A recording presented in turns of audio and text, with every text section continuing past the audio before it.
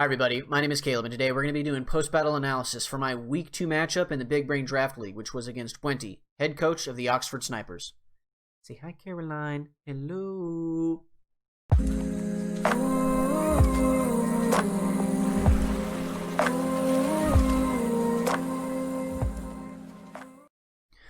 So to start this video, I want to say, Bwenty, good game. I had a lot of fun battling. You're a phenomenal battler. And you just want to let everybody know that in order to beat Bwenty, you got to have two things. One, some luck. Two, a lot more luck. All right. So let's get into what I predicted Bwenty to bring and then what he actually brought, right? So I predicted a Gmax Inteleon, Togekiss, Weezing, Sigilif, Excadrill, Ninetales. Inteleon hits hard. Togekiss just does a bunch of stuff. Really tough to battle against. Weezing gets rid of abilities, right, and can be a pretty decent support Pokemon. Sigilif destroys Trick Room. Excadrill hits really hard physically, and then Alolan Ninetales can dish some damage, and it can also set up Aurora Veil, which just makes his whole team pretty bulky, pretty tough to take out. What he actually brought: Gmax Inteleon, Togekiss, Excadrill, Goodra, Alolan Ninetales, and Chandelure. Goodra is just like another really hard hitter, and then Chandelure also covers the Imprison, the Trick Room Imprison shutdown, right?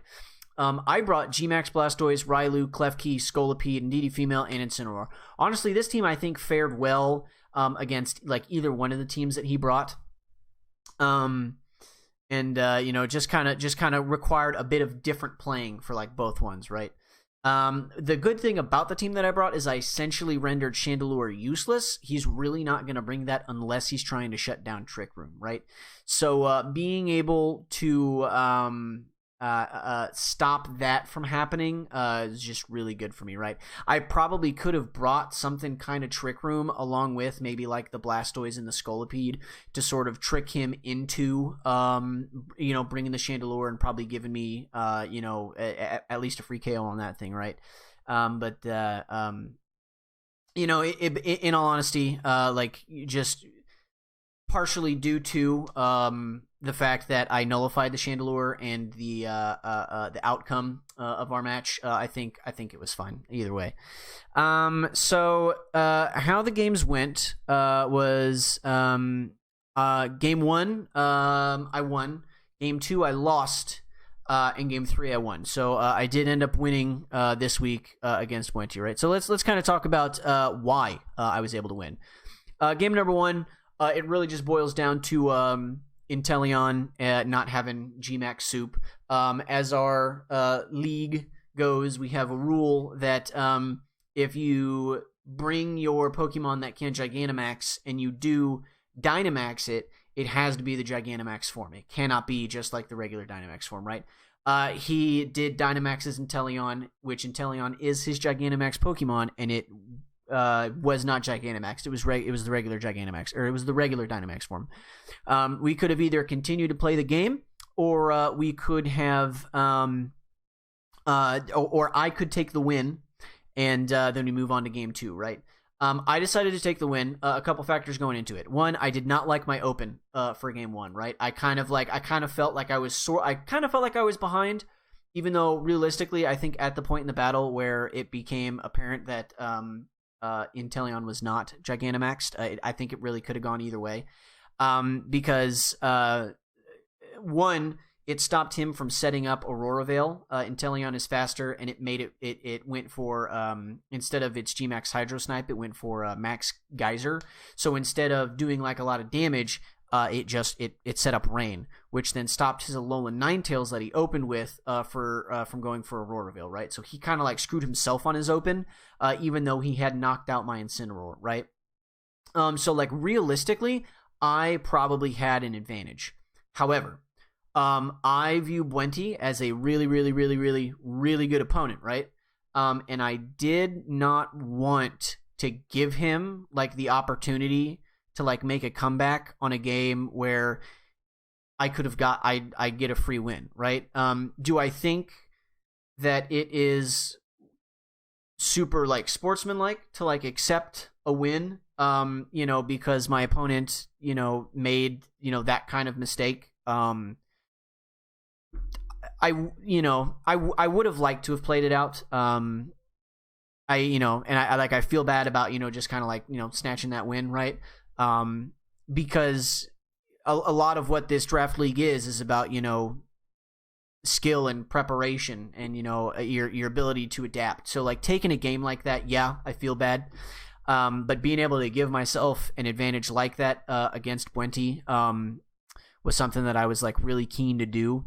So while I didn't really feel that it was a gentlemanly move to make, it was the decision that I decided to go with because like I said, I respect Bwenty and his ability to kick my ass. So I wanted to give myself as much of an advantage as possible, right? In game 2, I was very glad that I took the win because Bwenty decided to beat my ass. I started off with a different open. I went with Scolipede and Railu, and he opened with the same Inteleon and Ninetales, right? So Ninetales, I was able to stop from getting up an Aurora Veil, but how I did it kind of screwed me over.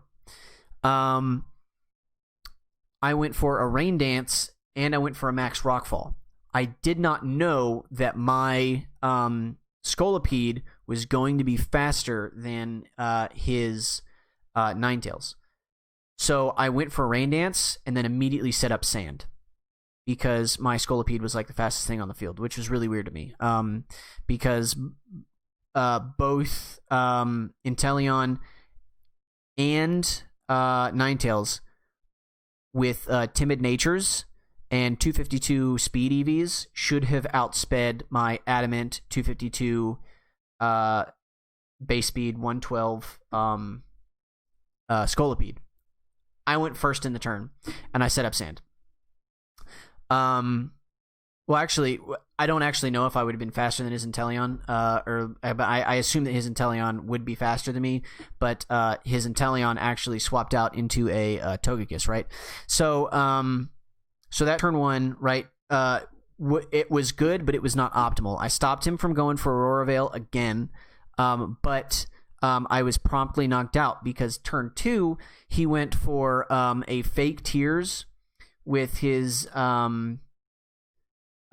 he went for a Fake Tears with his Ninetales because I didn't target it, and then he proceeded to get a critical hit on me with his Togekiss that he Dynamaxed, right?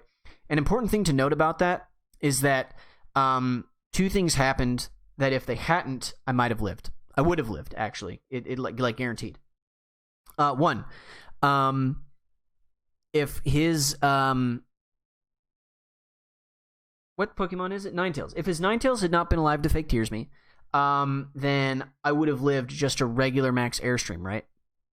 My Scolipede is Assault Vested. If he hadn't crit, then I would have lived, right? But those 2 things are like individually like had happened. So like if he had not Fake Tears and he hadn't gotten the crit, then I would have been okay. If he had done either one without the other, I would not have lived. So either way, I don't think Scolipede was living that turn, which is essentially what lost me game 2, right? I maybe could have made like some other plays with Blastoise in the back, but like realistically, he went up he was up 3-1 on me pretty quick, just due to the fact that Railu isn't really able to deal out any kind of damage, and neither is Klefki, who is the other Pokemon that I had with me. So it just it was Klefki. It was Klefki, right? So because I messed up the speed tiers, right? Because I didn't know that my Scolipede was faster than his Ninetales, I essentially wasted that first turn, which then allowed him to Fake Tears me. If I'd have stopped that, maybe I would have been okay, but he got the crit anyway. So, he also, all 3 turns that his Togekiss was Dynamaxed, it got crits. I think those mattered. I didn't actually calculate those out. I did calculate out the Scolipede, though. So moving into game 3, I went with the same open because I felt that was my best open, right? I'm able to one-shot the Ninetales, keep Aurora Veil from getting up, and I'm able to just keep like coaching up my my Scolipede so that it hits really, really, really, really hard, right? And it survives Excadrill hits because I get my defense up. I'm Assault vested, so like, I'm feeling pretty good about everything.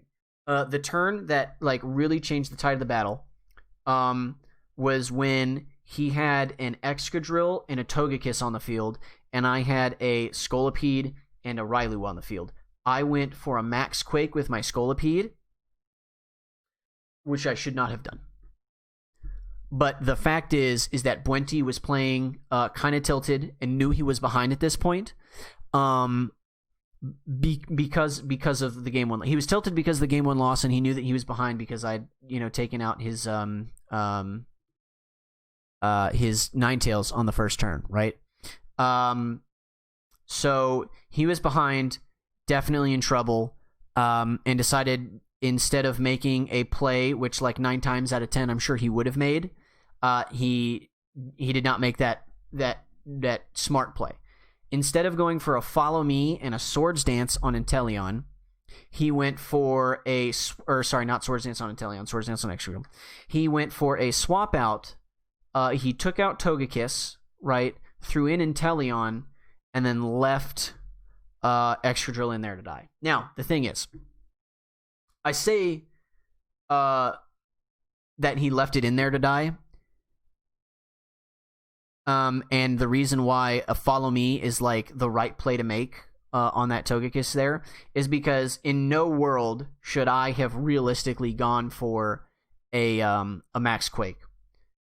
Like, unless I have the largest brain in human history, and I'm like, oh yeah, no, yeah. Look, watch him switch out Togekiss, right? I can tell you can watch the video, and that's not what I did. After I clicked it in, right, I was live streaming it. Somebody typed in the chat, they're like, hey, like, you probably shouldn't go for Max Quake because he can just follow me with Togekiss. And I on stream I was like, dude, I totally forgot about that. Didn't even bother to think about the fact that it was a really like small brain move by me. Like it's inexcusable. Like the fact that I would go for a Max Quake with a Follow Me flyer. The fact that I did and it worked is incredible. It's one of those situations where it's like, sometimes it's better to be lucky than it is to be good. I can tell you right now, 9 times out of 10, Bwenty whips my ass, and he goes for Follow Me and a Swords Dance, and then he runs through the rest of my team with his Excadrill, no problem. Unfortunately, with the day that we played, he did not make that play. So I did end up getting the win. But honestly, even so, that battle actually came down like right to the end. He did Gmax Inteleon and proceed to Gmax Hydro Snipe all of my Pokemon to death with the exception of Blastoise, and it was absolutely terrifying, very terrifying, very scary, very terrifying. He brought it really close there in the end. So like even if like there was one turn that we both made a mistake, and it turned out like really in my favor, he still managed to almost bring it home, which I think really just speaks to like his ability as a Pokemon player. Bwenty, good game. I absolutely enjoyed getting to battle you. It was a wonderful time. And I absolutely wish you the best of luck. 1, you deserve it. 2, I also don't really think that like you should need it. Just because I think you're that good. I think you're gonna, crush most of the rest of this league, moving forward. So, you know what? Hey, I'll take pride if I'm the only loss that you have. And hopefully, if I see you in the playoffs, I get lucky again. Yeah, and so that's it. I got a good. We had a good 3 games. We had a good 2. We had a good 3 games. Had a good 3 games. Had a lot of fun. I know that Bwenty was definitely tilted, but I hope looking back on it, he also enjoys these battles, and I think we both definitely learned something walking away from this. Thank you so much for watching my video. If you enjoyed it, please give it a thumbs up, and if you want to stay up to date with me and my content, please subscribe to my channel. If you want to follow me on social media, all of my links will be in the description below. That's where you'll get notifications every time I post a video on YouTube or I go live on Twitch. Thank you once again for watching. I hope to see you in the next one, and until then, stay safe, stay healthy, and I'll see you around.